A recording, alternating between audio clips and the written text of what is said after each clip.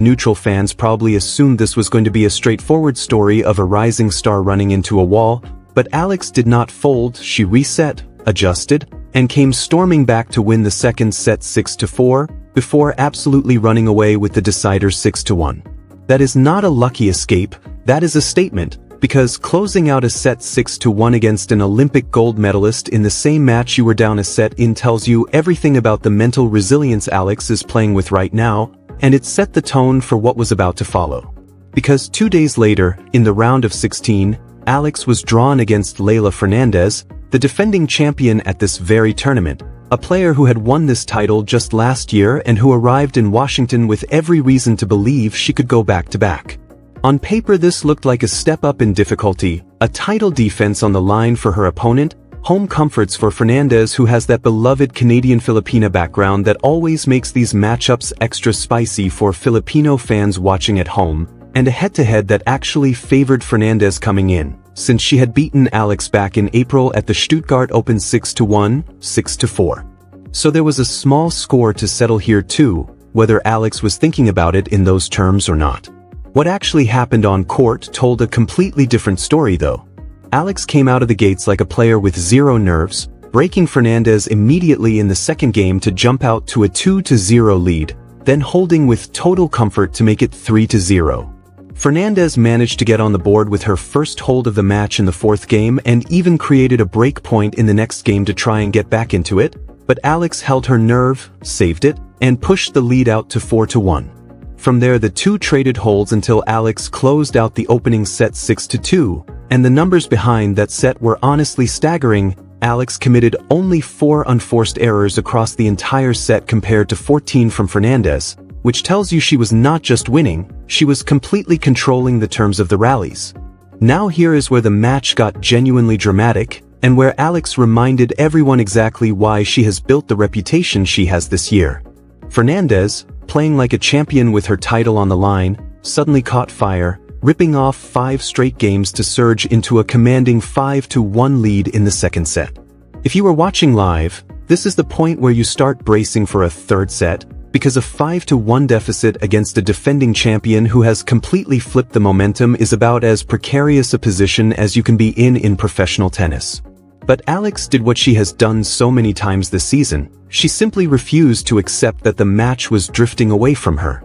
She held to get on the board, then broke back, then held again, and before anyone quite realized what was happening she had reeled off 5 straight games of her own to level things up at 6-5, 1 game away from serving out the set. Fernandez, to her enormous credit, held her own serve under that pressure to force a tiebreak, but by that point Alex was playing with a wave of momentum behind her that felt almost impossible to stop. She jumped out to a 3-0 lead in the breaker and never let go, closing it out with back-to-back forehand winners to win the tiebreak 7-1 and the match 6-2, 7-6. Speaking afterward, Alex was refreshingly honest about how tough that stretch actually felt from the inside, admitting, in her own words, that there were definitely some tough moments in that match and giving real credit to Fernandez for putting her under so much pressure, and she also spoke about how windy conditions on court made things more difficult, calling it a factor she simply could not control but had to play through anyway. That kind of composed, mature reflection from a 21-year-old, moments after erasing a 4-game deficit against a Grand Slam finalist, is exactly the profile of a player who is no longer just promising, she is arriving. And with that win, Alex didn't just book a quarterfinal spot. She also evened her career head-to-head with Fernandez at 1 win apiece, flipping the script from that Stuttgart loss back in April, and she extended what is now becoming one of the most talked-about growth stories on the entire WTA Tour in 2026. Because let's zoom out for context here. This is a player who broke into the WTA's top 30 for the very first time this year, becoming the first Filipina to ever reach that milestone. A player who turned heads at Wimbledon with a run to the 4th round that included a huge upset win over Iga Swiatek in the 3rd round, before eventually falling to Jasmine Paolini. She has been racking up career-defining moments seemingly every few weeks this season, and now she is doing it again on American hard courts, a surface where her flat, aggressive ball striking and improving serve genuinely suit her game. So now the obvious question everyone is asking is simple: who stands in her way in the quarterfinals? For a little while this was actually up in the air, because Alex's quarterfinal opponent was going to be the winner of a second-round match between Elina Svitolina, the tournament's second seed, and Veronika Kudermetova. That match was not straightforward to predict either. Svitolina came in as the heavy betting favorite given her ranking and experience, but Kudermetova had been playing some encouraging tennis of her own to reach that stage, having gone through 3 set battles to get there. When the dust settled though, it was Svitolina who came through, meaning the picture is now completely clear. Eala's quarterfinal opponent at the Mubadala Citi DC Open is Elina Svitolina of Ukraine, the tournament's number 2 seed. And honestly, if you were scripting a dream narrative for this tournament, this is close to perfect. Because Svitolina is not just another seeded player, she is one of the most respected, most admired figures on the entire WTA Tour, and her own story this year deserves just as much attention as Alex's,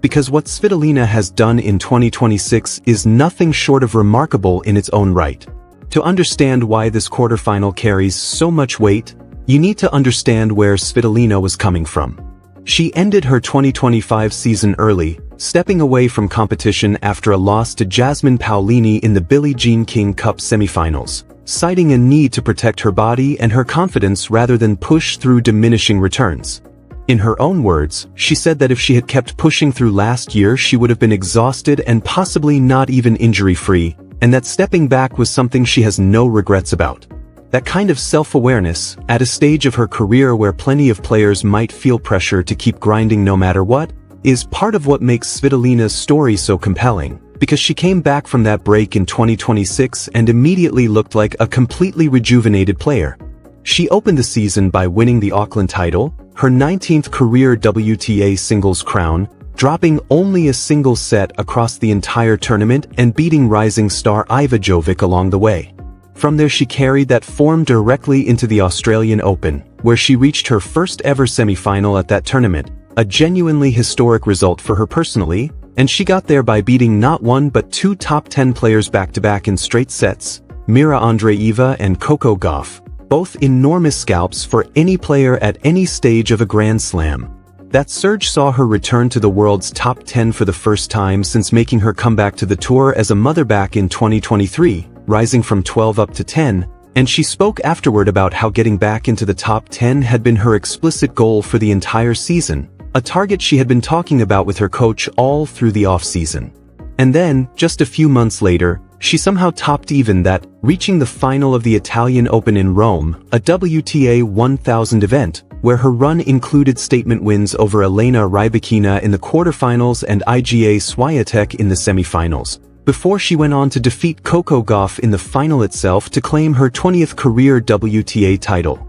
Think about that for a second. In the space of a single season she has beaten Andreeva, Gauff twice, Rybakina, and Swiatek, an absolute murderer's row of the WTA's best young talent. And she is doing it in her 30s as a mother who took real time away from the sport to protect her well-being. But Svitolina's story has never just been about the tennis. And this is the part that resonates with fans well beyond the sport itself, because she has remained one of the most visible and outspoken advocates for Ukraine throughout the entire war, ever since Russia's invasion began back in 2022. She actually stepped away from tennis herself at that time, overwhelmed by the emotional toll of watching her home country under attack, and she has used her platform consistently since then to keep global attention on Ukraine's struggle, at one point writing in a BBC column about her worry that the world's attention was fading even as the suffering continued at home. She founded the Elina Svitolina Foundation back in 2019 specifically to support young Ukrainian athletes,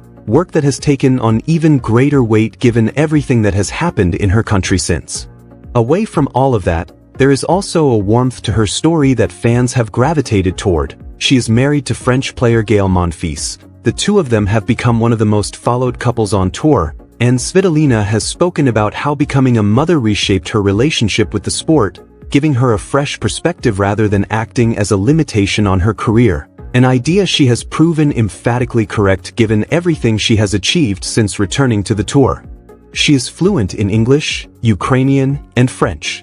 She has spoken about her interests in cooking Ukrainian dishes, reading, hiking, and studying business, economics, and nutrition away from the court, and at this point in her career, with over $29 million in career prize money and a place as the most successful player in the history of independent Ukraine's tennis scene. She carries herself with the calm authority of someone who has genuinely seen it all. From reaching as high as world number 3 between 2017 and 2019, to winning the WTA Finals title in 2018, to claiming Olympic bronze in Tokyo, Ukraine's first ever Olympic tennis medal, a result made even more remarkable by the fact that she achieved it by coming back from a set down against Elina Svitolina, avenging an earlier loss to her in the process. So when you put these two profiles side by side, you start to understand why this particular quarterfinal has captured so much attention across the tennis world this week. On one side you have Eala, 21 years old, ranked 28th in the world, the first Filipina ever to break into the WTA's top 30, a player whose game is built on flat, aggressive hitting and a serve that keeps improving by the tournament, someone who has made a habit this year of taking down far more experienced opponents by simply refusing to be intimidated by reputation, whether that reputation belongs to an Olympic champion, a Grand Slam finalist and defending tournament champion, or now, potentially, a former world number 3 with 2 decades of tour experience. And on the other side you have Svitolina, 31 years old, a former top 3 player and Ukraine's most decorated tennis star, currently enjoying arguably her best competitive stretch since becoming a mother, riding the momentum of an Australian Open semi-final and a Rome title where she dismantled some of the best young talent in the sport along the way. This is not a mismatch on paper by any stretch. Svitolina is ranked in the top 10 and arrives with genuine title-winning form behind her, but if this season has taught us anything about Alex, it is that rankings and reputations mean very little to her once she steps onto the court. She has made a habit of playing her best tennis against the players she is supposedly not expected to beat. Remember, this is the same player who took down Swiatek at Wimbledon this year, the same player who has now beaten an Olympic champion and a defending tournament champion inside the same week in Washington, and she is doing all of this while continuing to make history for Filipino tennis, a sport where she is genuinely a pioneer with no real precedent to look back on for guidance. She is writing this story completely from scratch. There is also a broader shape to this tournament worth appreciating, because Washington has been full of shocks and statement results all week. Defending men's champion Alex de Minaur needed a rain delay and a bumped schedule before eventually getting past Stefanos Tsitsipas, while on the women's side the 8th-seeded Emma Navarro was upset by Elisabetta Cocciaretto, and former world number 1 Naomi Osaka advanced after her opponent was forced to retire through injury, meaning if both Alex and Svitolina keep winning, an Eala-Osaka semifinal is not just a hypothetical, it is a very real possibility looming just a few days away,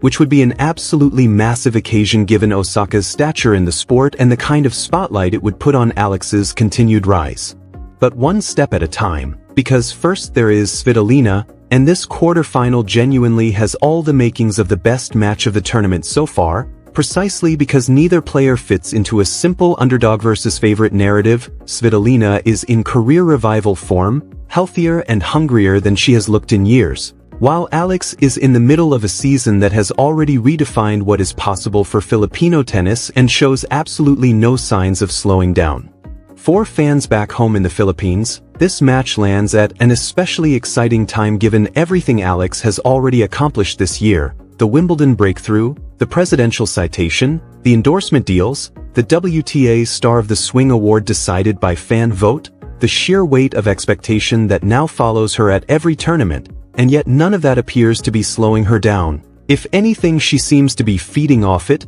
treating every match like an opportunity rather than a burden. Whatever happens when these two players step onto the court in Washington, the fact that we are even talking about a 21-year-old Filipina going toe-to-toe with a former world number 3 and 2-time Grand Slam semifinalist in a WTA 500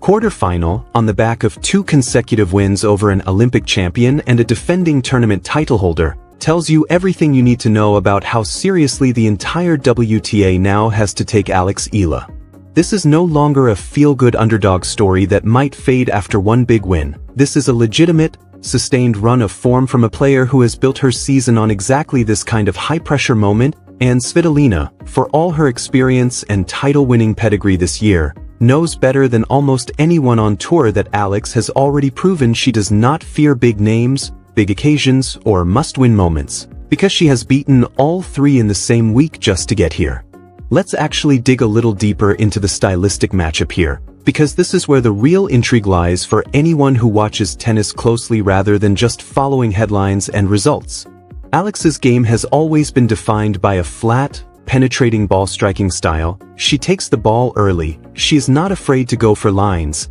and when her timing is on, she can simply overpower opponents who are not ready for the pace she generates from a frame that, on paper, looks smaller than a lot of the bigger hitters on tour. What has changed this season, and what has genuinely elevated her from promising to dangerous, is the consistency of her serve. She is landing more first serves under pressure than she was a year ago, and crucially, she has learned how to construct points rather than simply swinging for winners from the back of the court, which is exactly what we saw in that Fernandez comeback. When she was down 1-5 in the second set, she did not panic and start going for bigger shots. She actually tightened up. Her decision-making took a little pace off in key rallies and waited for the right moment to unload, which is precisely the kind of maturity you associate